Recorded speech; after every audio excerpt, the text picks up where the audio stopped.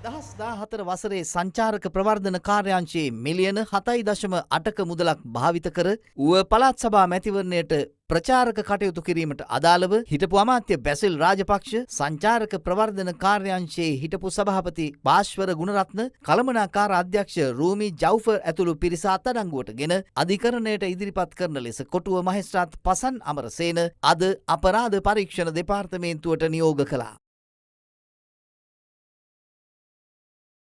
ඒ නීතිපති උපදෙස් මත පොදු දේපල පනත යටතේ සැකකරුවන් ලෙස නම් කරන බව අපරාධ පරීක්ෂණ දෙපාර්තමේන්තුව මෝසමක් මාර්ගයෙන් මහේස්ත්‍රාත්වරයාට දැනුම් දීමෙන් අනතුරුවයි. එම සිද්ධියට අදාළව සැකකරුවන් අත්අඩංගුවට ගැනීම සඳහා ඔවුන් පදිංචිව සිටින ස්ථානවලට ගොස් ඇති නමුත් එම ස්ථානවල ඔවුන් නොමැති බවත් අපරාධ පරීක්ෂණ දෙපාර්තමේන්තුව අධිකරණයට දන්වා සිටියා. සැකකරුවන්ට විදෙස් ගමන් තහනමක් පනවන ලෙස කළ ඉල්ලීම සලකා බැලූ මහේස්ත්‍රාත්වරයා විදෙස් ගමන් තහනම් කරමින් ඒ බව ආගමන හා විගමන පාලකවරයා වෙත දන්වා යවන ලෙසටද නියෝග කළා. 2014 වසරේ සංචාරක ප්‍රවර්ධන කාර්යාංශයේ මුදල් භාවිත කර සංචාරක ප්‍රචාරක කටයුතු ලෙස පවසමින් ටී-ෂර්ට් 12000ක් මුද්‍රණය කර ඇත්තේ එම ටී-ෂර්ටයේ එක් පසෙක හිටපු ජනාධිපති මහින්ද රාජපක්ෂගේ පින්තූරය සහ අනෙක් පස දේශපාලන පක්ෂයක නම භාවිත කරමින් බව අපරාධ පරීක්ෂණ දෙපාර්තමේන්තුව අධිකරණයට දන්වා සිටියා. විමර්ශන නිලධාරීන් පැවසුවේ